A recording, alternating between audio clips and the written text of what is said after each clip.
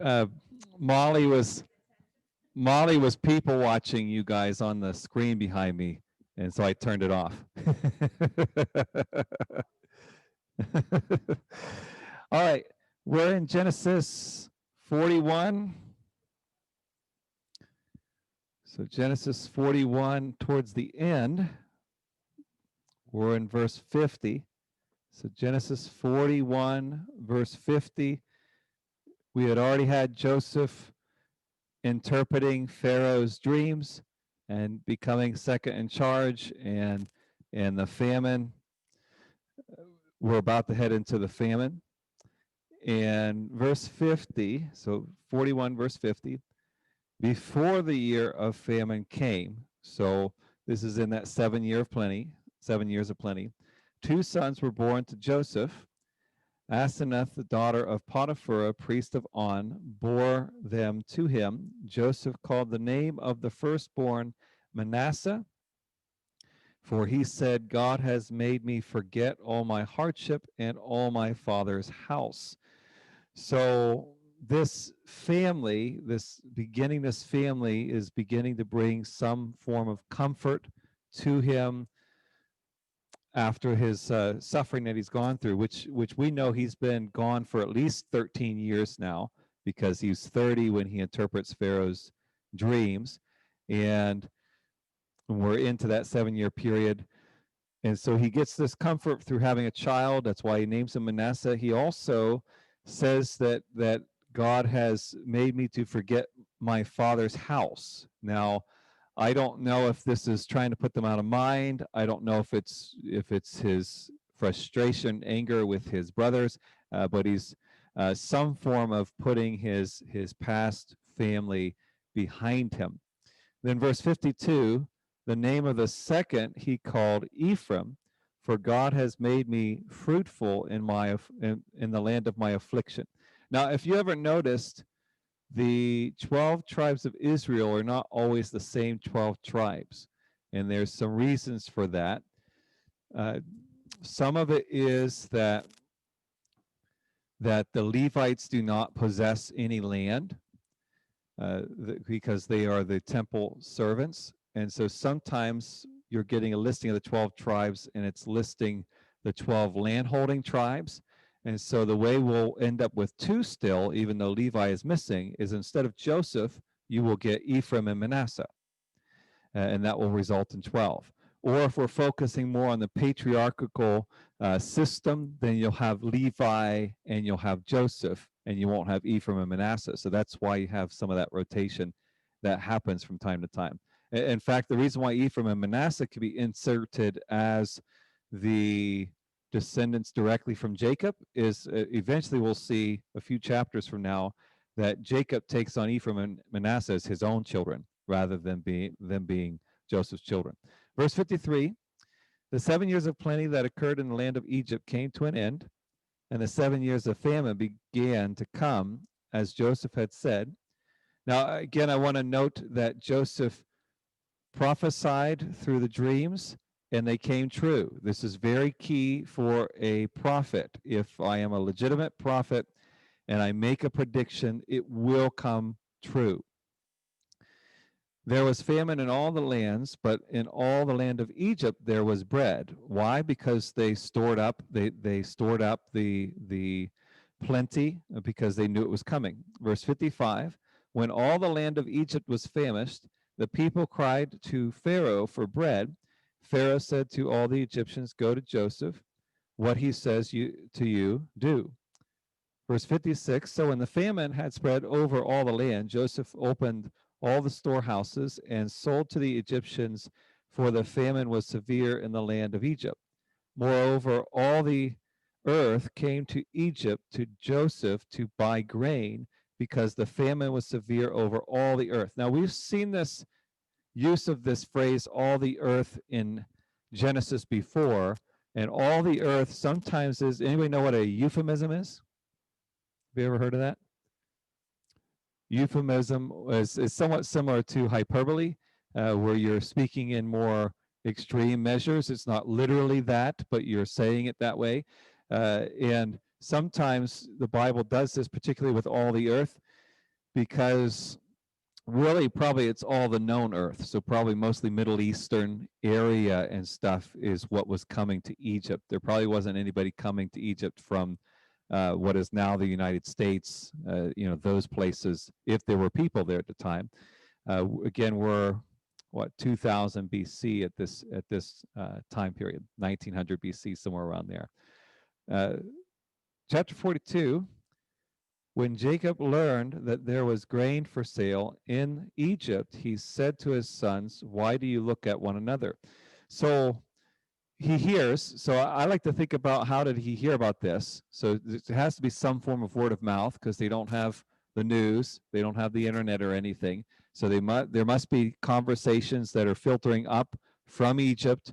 Maybe there's the commuter, the travelers, because if you remember, the Ishmaelites, that band of Ishmaelites came through, and they were the ones that took Joseph down to Egypt. So some of this intercourse between tribes and stuff must have conversations that word spreads. And I like that he looked at his sons and said, "Why do you look at one another? Like, why aren't you guys moving? Why aren't you taking action?" So Jacob is a man of action here, and the sons are just kind of doing nothing. So he's trying to instigate them. In verse 2, and he said, "Behold, I have heard that there is grain for sale in Egypt.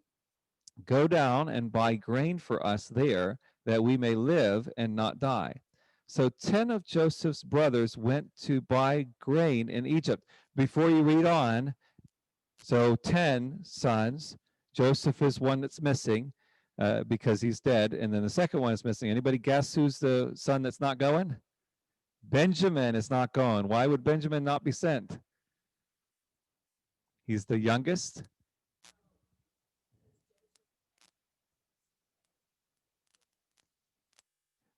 Rachel.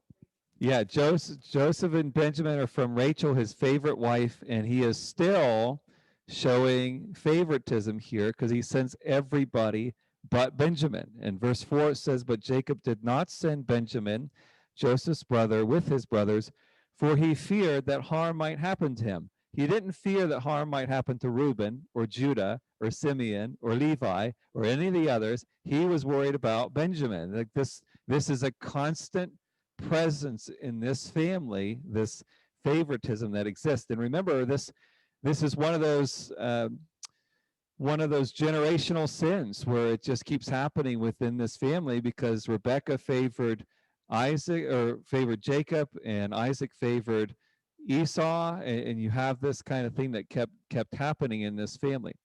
Verse 5, "Thus the sons of Israel came to buy among the others who came, for the famine was in the land of Canaan. Now Joseph was governor over the land. He was the one who sold to all the people of the land. And Joseph's brothers came and," listen to this, "Joseph's brothers came and bowed themselves before him with their faces to the ground." Why is that so significant? I saw Joni mouthing it because of the dream. This is what Joseph dreamed would happen, is that his brothers would come and bow before him. And now he is literally witnessing the fulfillment of this dream. Joseph's brothers are bowing before him. They don't know this is the reality of what's taking place, but he does. And unfortunately, and this is kind of what happens in life, when Joseph's dream, the dream he was looking forward to, that he had in two different forms, when his dream finally becomes a reality, he can't even delight in it. He's not actually pleased that this happens. He's irritated at the sight of his brothers, and he is still more remorseful over, or saddened by, the loss that he had in his family for 13 plus years being separated. And sometimes that happens with our dreams. Have you ever had that before? You looked forward to something, you longed for something, and it finally came, and it wasn't satisfying for you. Now, sometimes that's just some of us are a little pessimistic, and that's sometimes the reason. But other times it's because what God showed us was going to happen isn't necessarily a pleasant experience. Isn't that interesting? How sometimes if we think we've heard something from God, that he's saying this is what's going to take place, some of us just assume that means it's going to be a pleasant road to travel. I'm sure Joseph didn't imagine when he saw these two dreams that the road to travel there was to be beaten by his brothers, thrown into a pit, sold into slavery, and then elevated out of that, and only to be falsely accused and thrown into a dungeon, and to be elevated out of that to become second in charge, only to see his brothers, who he had that fractured with, now standing before him. He probably would have never imagined that. And I think that's probably true with a lot of things that God calls us to do. If God were to tell you all the details between point A and point B, I think a lot of us would never go to point B. Huh? Is there any agreement with that? Some of us would probably never move forward if we knew what was there. I think that's why God sometimes keeps these things from us for our own good. Verse, where am I? Verse 7. Thank you. Verse 7, Joseph saw his brothers and recognized them, but he treated them like strangers and spoke roughly to them. Where did you come from? He said. They said, from the land of Canaan to buy food. So Joseph is still upset. It's 13 plus years later, and Joseph is still upset with his brothers over what had taken place, because he's behaving cold and hard towards them. Verse 8, and Joseph oh, I read that. No. Verse 8, and Joseph recognized his brothers, but they did not recognize him. And Joseph remembered the dreams that he had dreamed of them. And he said to them, you are spies. You have come to see the nakedness of the land. At this point, this would be where the middle schoolers start laughing because of the word nakedness. But Joseph, what's that? Undefended. Yeah, it's both same. It's referring to exposed land. And interestingly enough, so the brothers don't recognize Joseph, and there's a good chance that it's because of his shaven state. If you remember, when he was brought before Pharaoh, he was shaved. And it seems likely that the patriarchs were more bearded individuals, but there was a clean-shaven nature to him. Could be part of the reason why. Could be also that he was 17 when he was sold to slavery. Now he's 30. So there's a little bit of, he's in that age range where he possibly could have changed some in his appearance. He was also probably dressed up the part of a second in charge in Egypt, kind of probably similar to the way the Pharaoh dressed.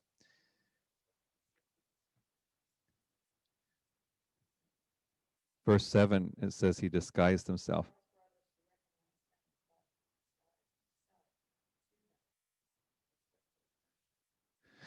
Yes, see, mine says, but he treated them like strangers and spoke to them harshly. What translation do you have, Molly? NIV?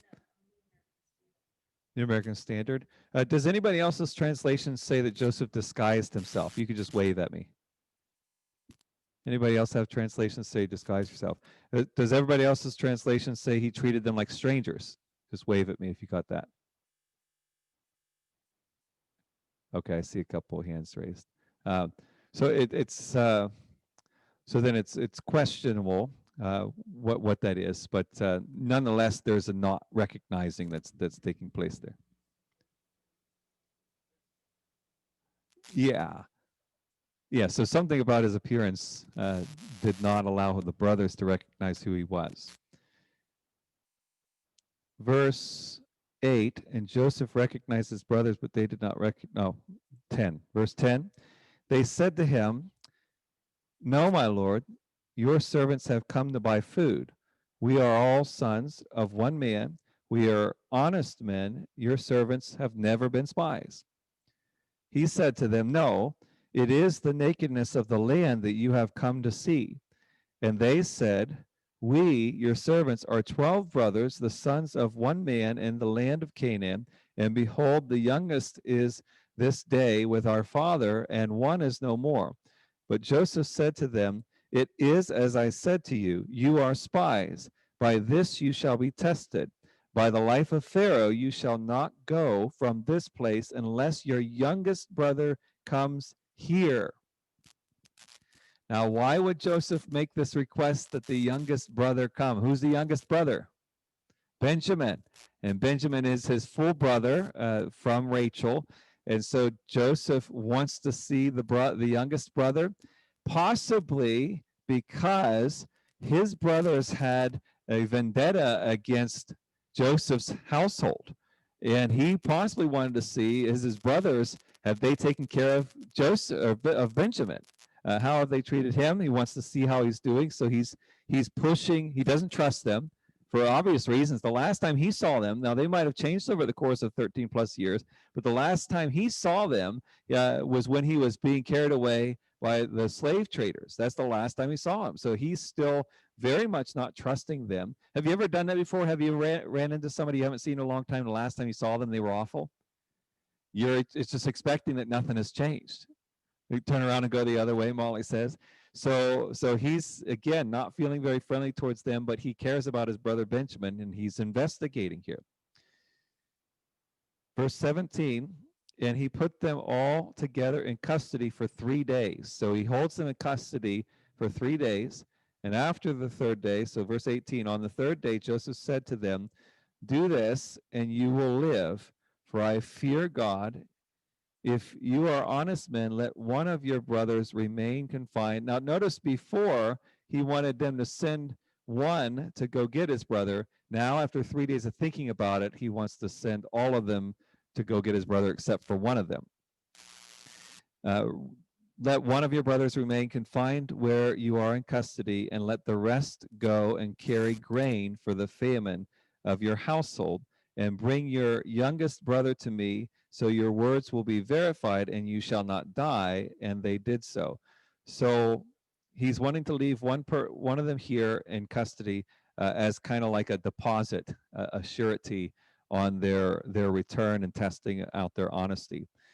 And note that, so Joseph starts out harsher, and after 3 days he settles down and he relaxes some on what he asked. And the reason why that would have been so dangerous for one of them to go back is, remember that this is not like driving across the country on Interstate 70. This was, you had wild animals that were of concern. You had violent people that were of concern. You typically did not want to travel alone. So it was almost a death mission if Joseph would to send just one of them back on this journey.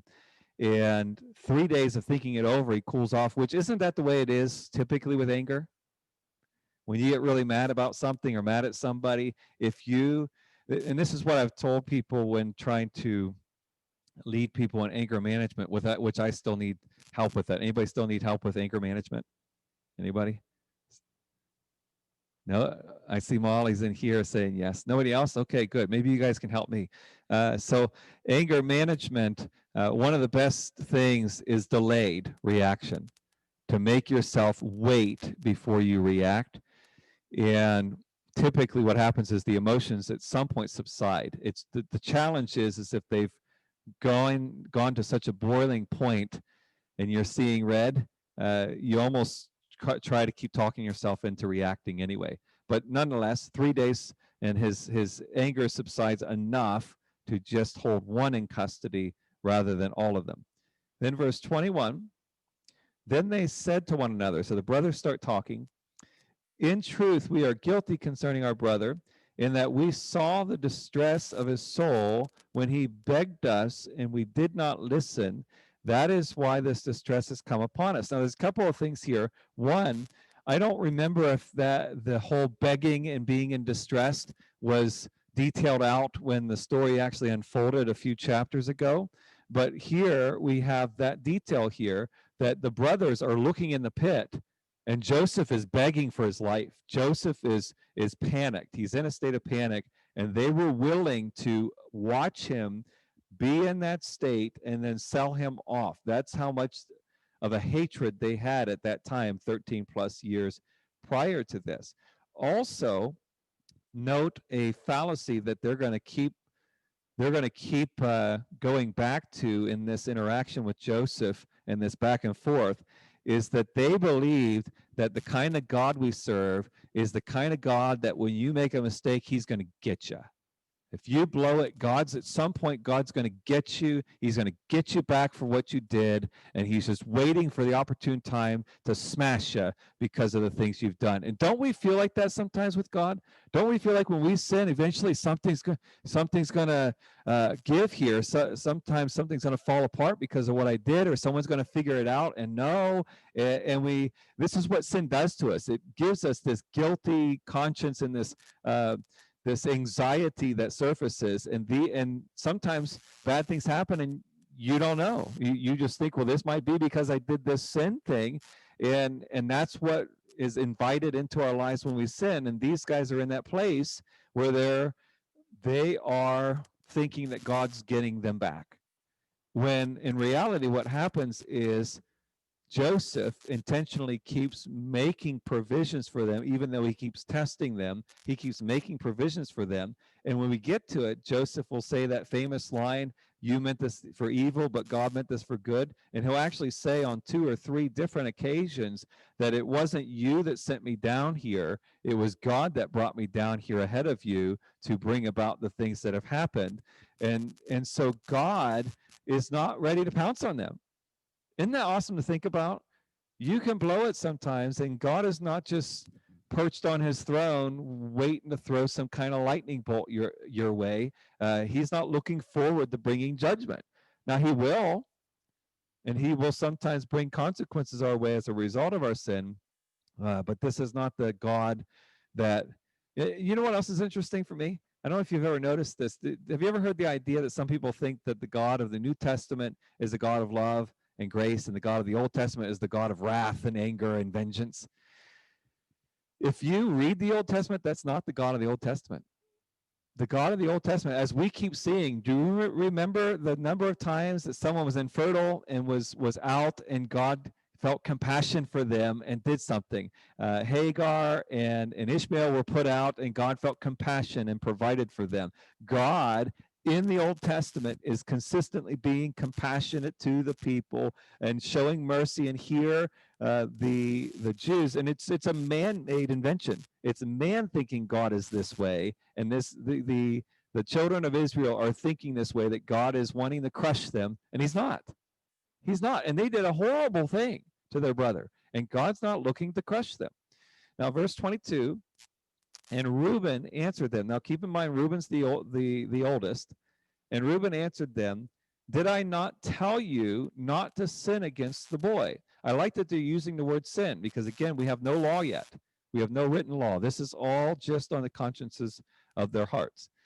"But you did not listen. So now there comes a reckoning for his blood." And again, Reuben has this same idea. We are in this position right now because of what you guys did. And Joseph, as far as they know, this guy's not Joseph. This guy doesn't know what they did. And so it's not some human getting them back. In their minds, God is getting them back, and a reckoning for his blood. If you remember, they might be aware of the story of Cain and how he killed Abel, and he cried out to God for protection. And God said that if anybody kills you, there will be a reckoning for that death. And so this idea might be in their head when they're wrestling through the things that are unfolding here. Pastor? Yeah. Wasn't Reuben the brother who was going to go back and pull him out of the trap? Reuben was the one that told him not to kill him, but to do something different, and he tried to delay it and save him. Yes. But he's the one that made the sandwich. Yes. Sean, now how long have you been holding on to that one? Rachel, she made the feminine version of the sandwich. Oh, okay. You heard that? That's actually and Rachel. Oh, goodness. But yeah, Reuben, he left the scene, and by the time he came back, Joseph was gone. So he was not a part of the selling into slavery thing that happened there. Verse 23, they did not know that Joseph understood them. And here's why he understood them. Listen to this. For there was an interpreter between them. Okay, so he must have lost some of the Hebrew language over this time. He's there for, again, 13 plus years, and he's might not have lost all of it, but he's relying on an interpreter to help him understand some of what they're saying. So he is pretty much engrossed himself in Egyptian culture at this point. Again, he marries uh, one of the priest's daughters, so he's a part of this culture, and he's lost some of the language. Verse 24, then he turned away from them and wept, and he returned to them and spoke to them. So he's in this emotional turmoil here. He was the good guy. He still cares about his brothers, but he's still upset with them, and he doesn't trust them, and he's really trying to, and he knows that there's his dad and Benjamin are on the other side of this equation. So he's really going through an emotional time here. And he returned to them and spoke to them, and he took Simeon from them and bound him before their eyes. And Joseph gave orders to fill their bags with grain and to replace every man's money in his sack, and to give them provisions for the journey. This was done for them. Now he binds Simeon. So he's the one that chooses Simeon to be held in custody while they go back. Why is Simeon chosen? Anybody know? I think they all threw him in the pit.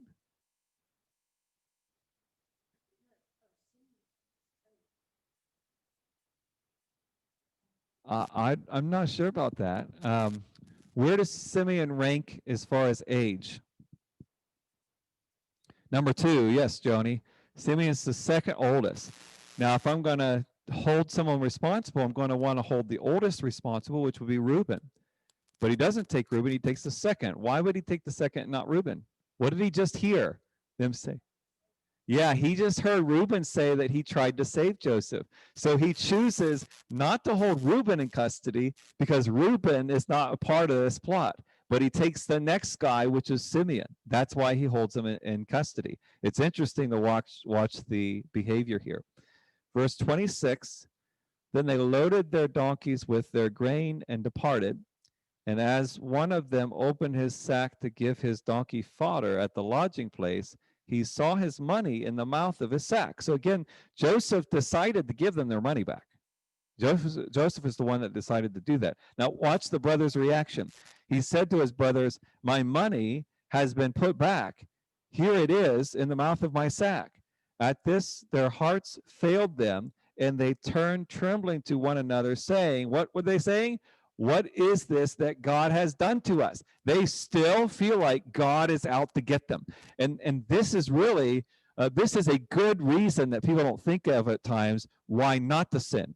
Because when you sin, you find yourself guilt-ridden. You find yourself waiting for the ball to drop. You're waiting for something to go wrong. And when something does go wrong, you feel like it's your fault because you sinned. And so they're in this position.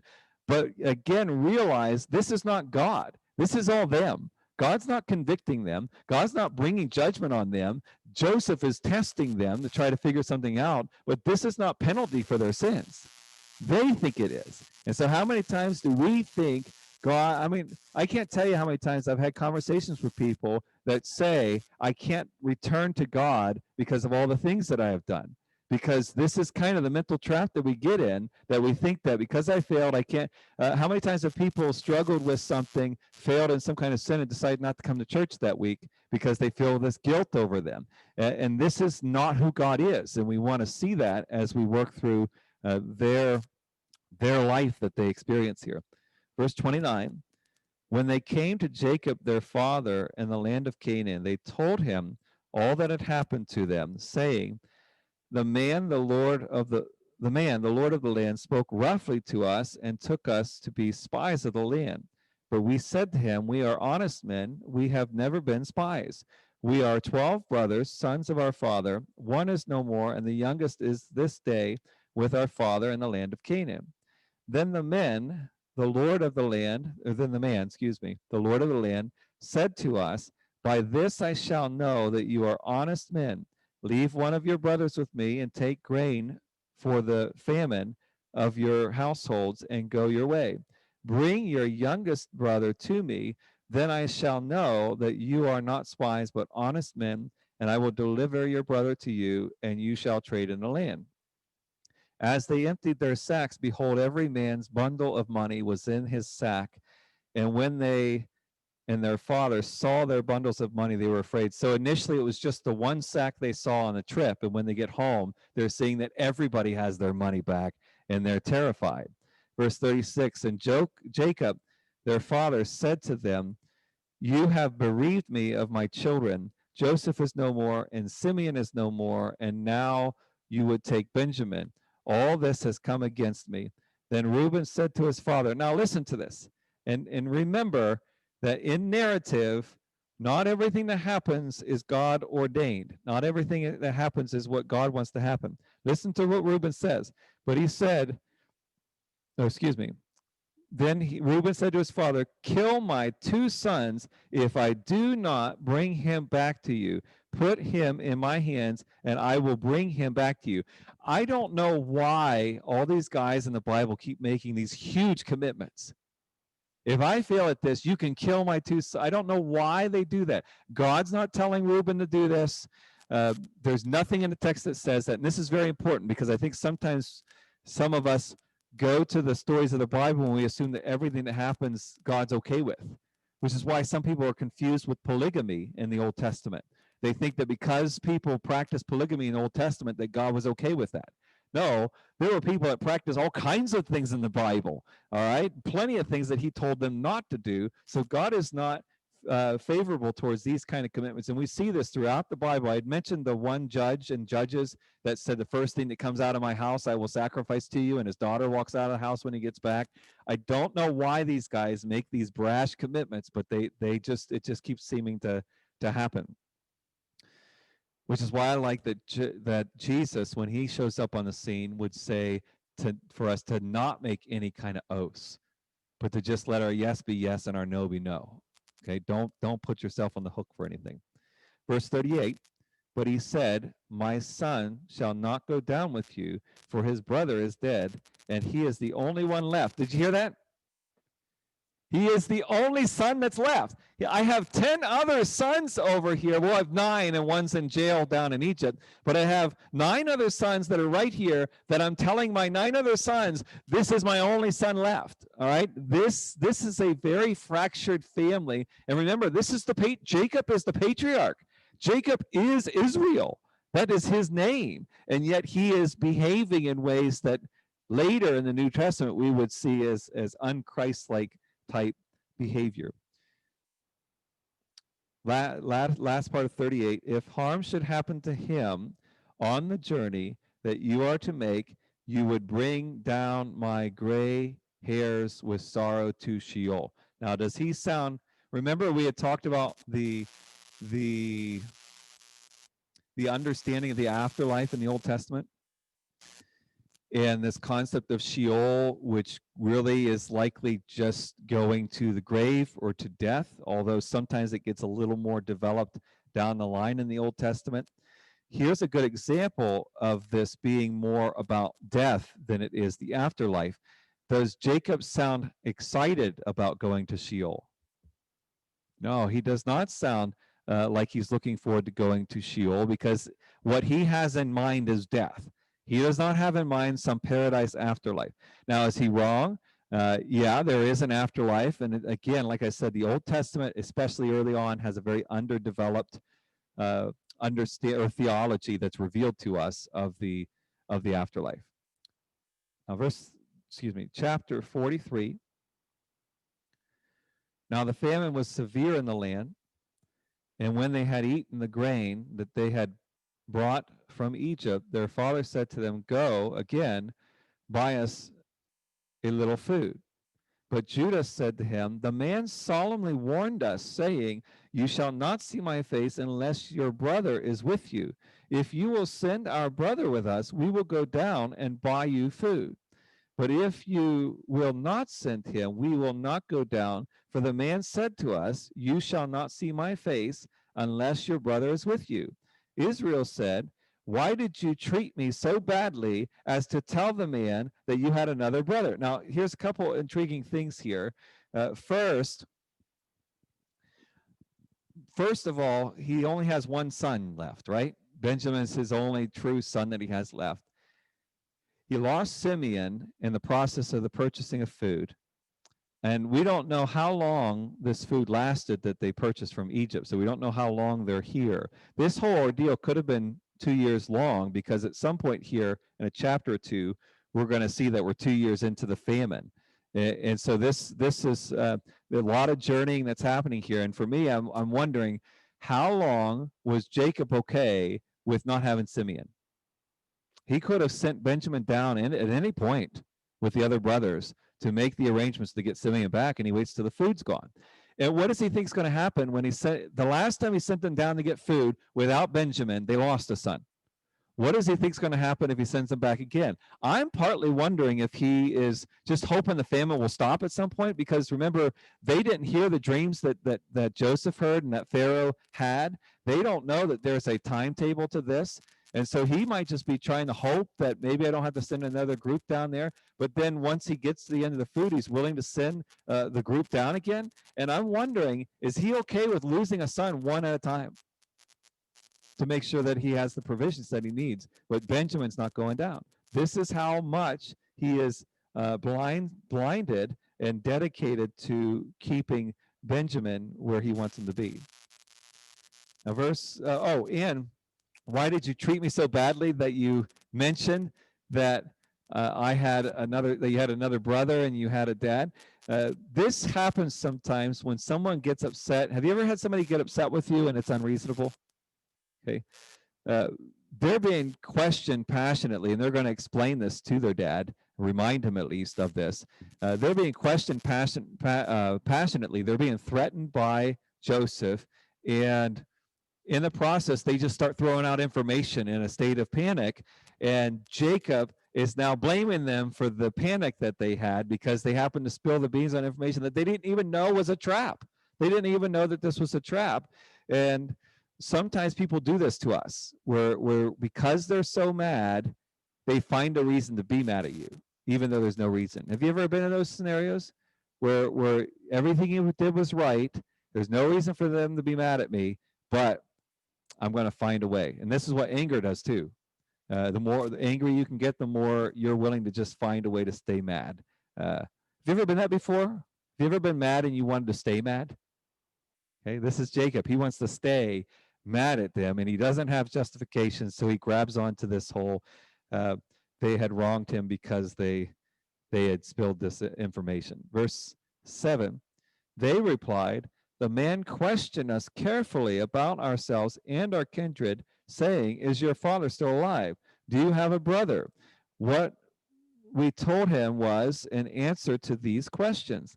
Could we in any way know that he would say, bring your brother down? And Judah said to Israel his father, send the boy with me, and we will arise and go, that we may live and not die, both we and you, and also our little ones. I will be a pledge of his safety. From my hand you shall require him. If I do not bring him back to you and set him before you, then let me bear the blame forever. If we had not delayed, we would now have returned twice.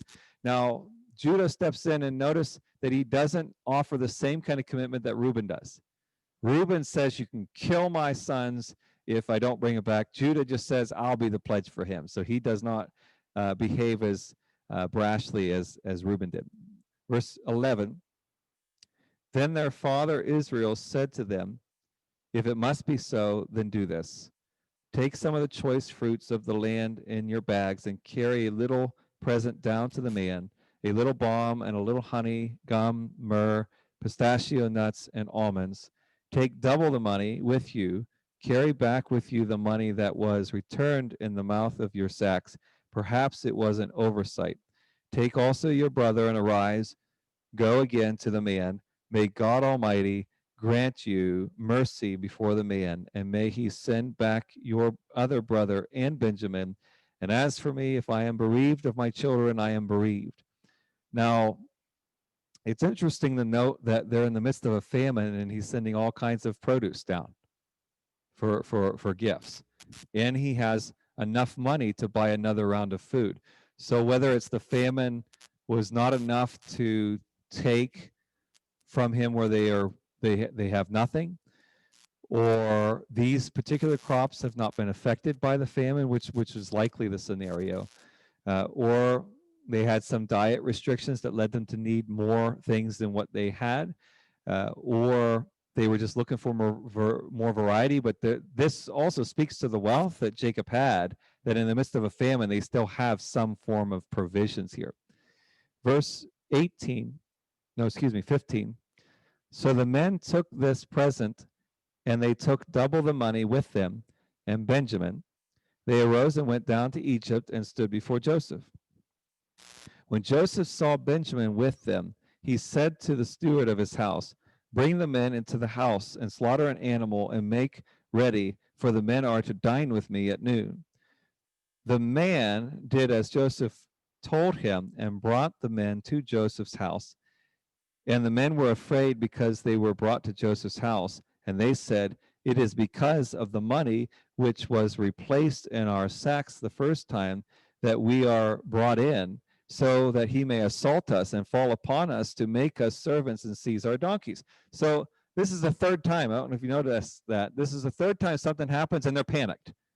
And this time they don't say God's out to get us, but they're still, bad things are going to happen to us. They have this, imagine this, for 13 plus years, they've had to live with the reality that they sold their brother off into slavery. All right. That is in the back of their minds. And so they have this deep sense of guilty conscience that is plaguing them. It makes me think of, and Heather would know it, and I don't know if she's tending to the kids, but there's some story or poem about a guy who murdered someone and buried him in the floor of his house, and the blood was crying out when someone Edgar Allan Poe. Edgar The Allan Telltale Poe. Heart. Telltale Heart, yes. Telltale Thank Heart. you. Yes. And the blood's crying out. He eventually confesses because of his guilty conscience. And this is kind of the scenario you're seeing with the brothers. This is just weighing upon them heavily. And every single thing that happens to them goes back to that. This is where they are. Verse 19, so they went up to the steward of Joseph's house and spoke with him at the door of the house and said, "Oh, my lord, we came down the first time to buy food. And when we came to the lodging place, we opened our sacks, and there was each man's money in the mouth of his sack, our money in full weight. So we have brought it again with us, and we have brought other money down with us to buy food. We do not know who put our money in our sacks." So they're trying to make amends here. They're confessing, which is actually, they're passing the test. Okay, because they're not trustworthy in Joseph's mind, because the last time he saw them, they had attacked him and threw him into a pit and then sold him off into slavery. So he's giving them money back, and all he's seeing from them is honesty. He's seeing that they have changed. And he's going to give them further tests to see if they have changed their character. Verse 23, he replied, "Peace to you, do not be afraid. Your God and the God of your father has put treasure in your sacks for you. I received your money." Now, interestingly enough, I don't know who's lying here, but it wasn't God that put the money in the sacks, and he didn't receive the money back. Okay, so the men did actually refund the money and not keep the money for the purchase. Then he brought Simeon out to them, and when the man had brought the men into Joseph's house and given them water, and they had washed their feet, and when he had given their donkeys fodder, they prepared the present for Joseph's coming at noon, for they heard that they should eat bread there. Now, this is, I think, the first time we have seen mentioned foot washing in the Bible, and this is going to be a practice that will continue throughout the entire Bible, this foot washing practice. And it's predominantly because many people walked around barefoot, or at best they wore sandals and were constantly walking, and so it's common for people to have very filthy feet when they come to retire for the day or to relax or dine. And so foot washing was a common practice.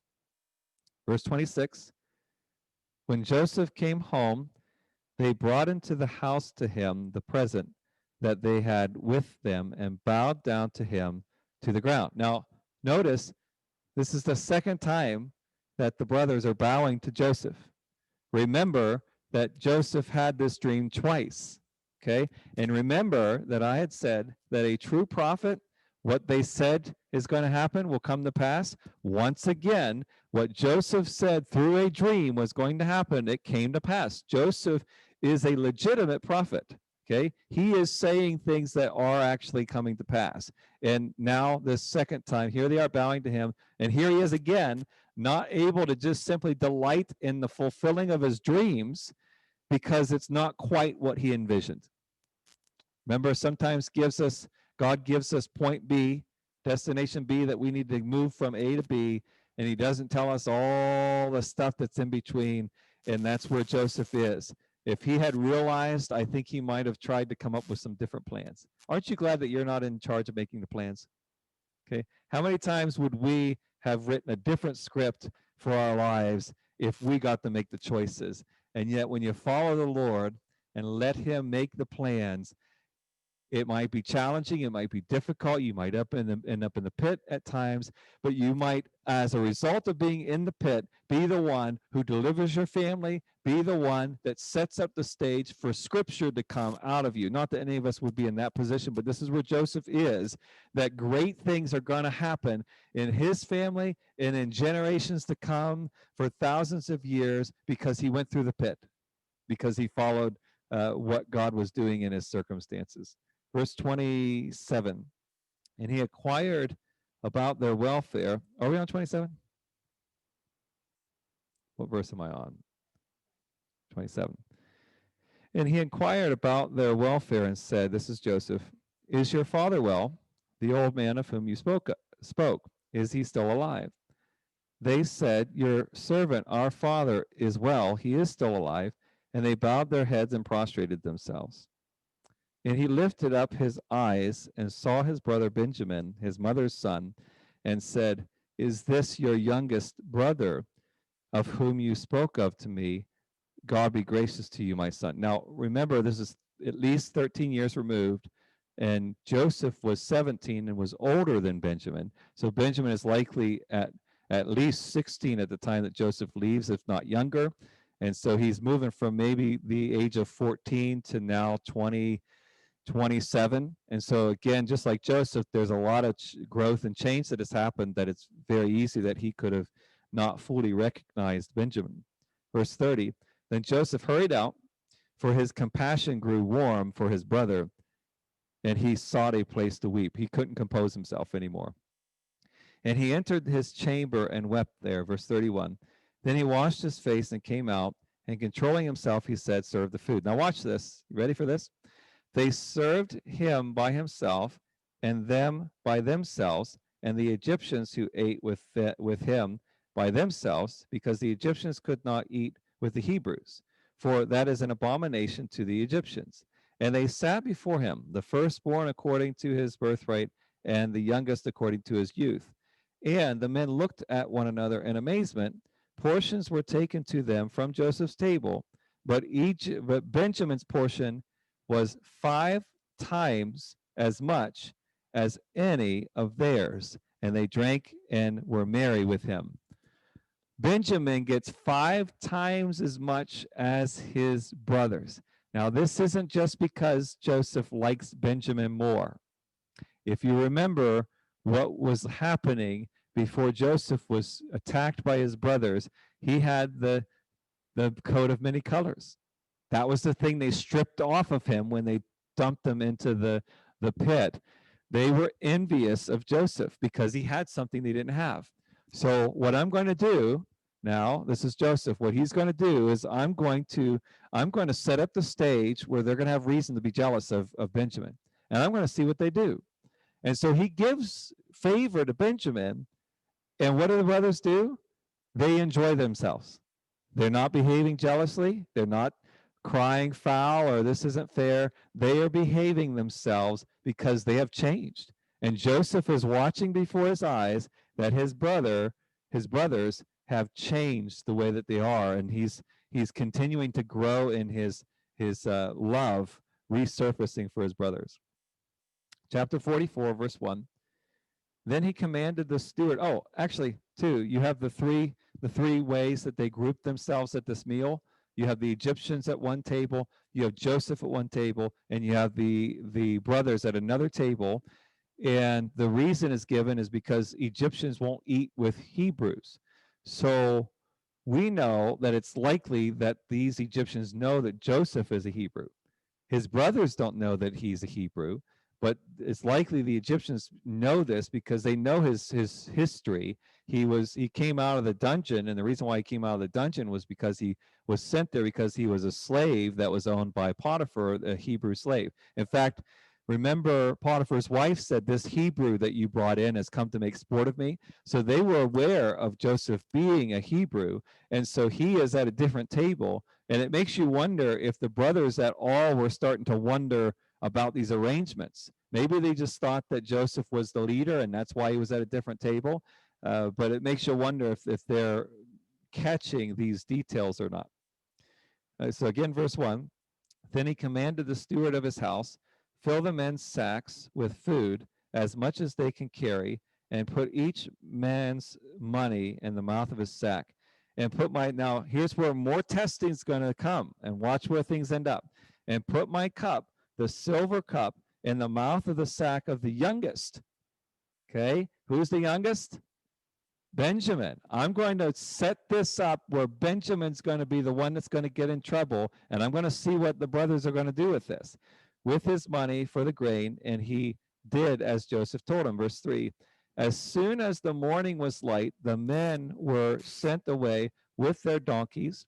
They had gone only a short distance from the city. Now Joseph said to his steward, up, follow after the men, and when you overtake them, say to them, why have you repaid evil for good?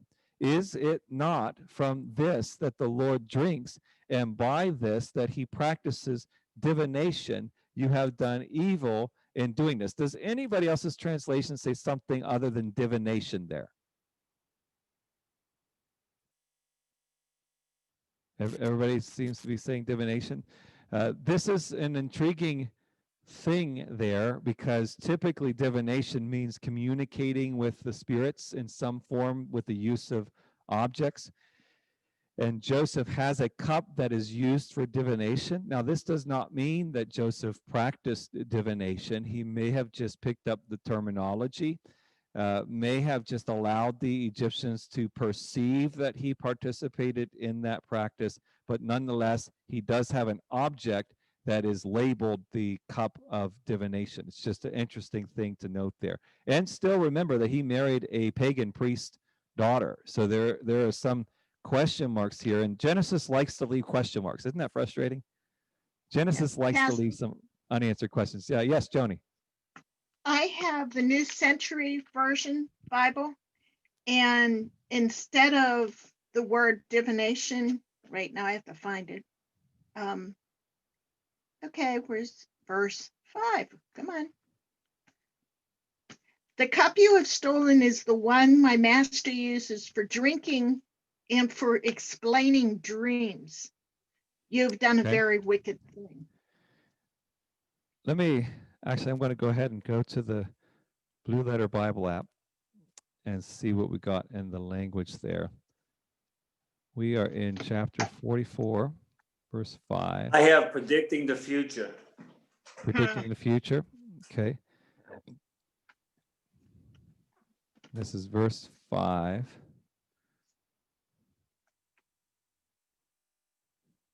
It sounds like most of the translations use the word divination. And just an FYI, I'm not advocating divination. And remember, the context is that many people do things in the Bible that we're not supposed to do. I just think as far as following the scope of Joseph's life, it's something worth noting, this thing here. Now the king, actually, let me see if I could change the translation here. No. The Blue Letter Bible uses fewer translations than others do, 44.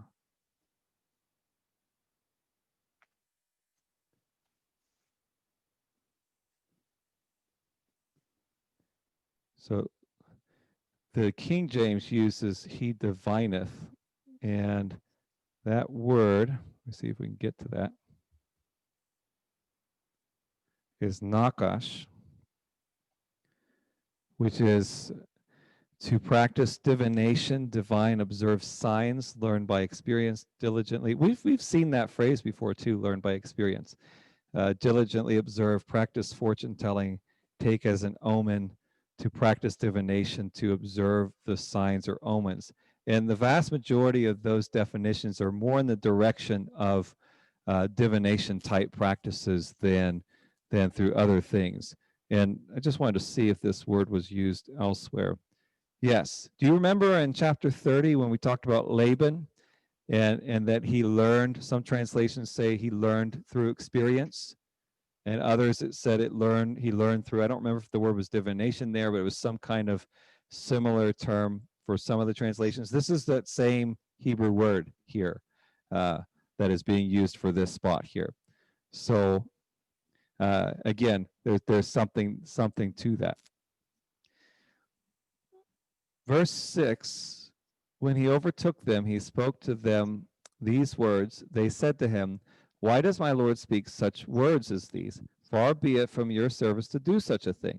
Behold, the money that we found in the mouths of our sacks we brought back to you from the land of Canaan. How then could we steal silver or gold from your Lord's house? Whichever of your servants is found with it shall die. Now, why do they keep making these promises? I don't know why they keep doing this. This drives me crazy. Of course, it's easier to observe this from afar, and it's easier to not be in the midst of the culture climate as well, but still, they keep making these promises. And why didn't it enter their head that it might be Benjamin? He was the child they were supposed to make sure they brought this child back, and they're offering up possibly Benjamin to death here. Yeah, they're thinking they're not going to find anything, but, and we also will be my Lord's servants. Verse 10, he said, let it be as you say. He who is found with it shall be my servant, and the rest of you shall be innocent. So he changes the Joseph's sent representative changes the terms, okay? The brothers say you can kill the person and all of us will be your servants. And the Joseph's representative says, actually, I'll take that person as a servant and the rest of you can go.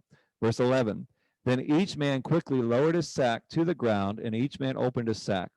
And he searched, beginning with the eldest and ending with the youngest. I sometimes wonder if Joseph was like a theater type person. Like he liked the drama because he knew which sack, who had the cup, and yet he waits to save him for last. Almost like dramatic effect here. I really think he was kind of into the arts almost, if there were arts back then. No, Joseph is not here at the moment, but he's decided who gets the sack here. Verse 12, and he searched beginning with the eldest and ending with the youngest, and the cup was found in Benjamin's sack. Then they tore their clothes, and every man loaded his donkey, and listen to this, and they returned to the city. Okay? When Joseph was irritating them, they got rid of him. When Benjamin is under threat, they aren't going anywhere. They're going to show up with him. They're going to be there with him. They're going to do whatever they can to get him out of this. They have changed. Do you see this? They have changed. Joseph has set test after test, and they keep showing they're not the same brothers that Joseph left. And this is bringing a transformation. Now, this does not mean that if you don't trust somebody, that God is ordaining for you to set all kinds of tests up for them. Remember, we don't see anywhere in here God telling Joseph, you must test your brothers so that you can know whether or not you can trust them. It's just something that Joseph decides to do. We see the reasoning behind it, and it seems to be logical. And in the end, he discovers that his brothers are trustworthy. So we're going to stop there, as we're a minute away from 8. And let's pray. And I hope you love these stories as much as I do. It just speaks hope to us, because these guys, every bit of these guys are as messed up as we are, and yet God is still working in their midst and trying to bring something about in their lives. So Lord, we thank you for that message, that you are the God who is gracious both in the New Testament and in the Old Testament. You have always been a God of love and a God of second chances, And we thank you for redemption. We thank you for a willingness to use a broken people. And we ask that you would continue to help us to keep that in our minds. May we not be in the state that the brothers were in, that they were constantly looking for God to get them back. But may we have a love relationship with you that we trust on the grace of God. We thank you for that in Jesus' name. Amen. All right.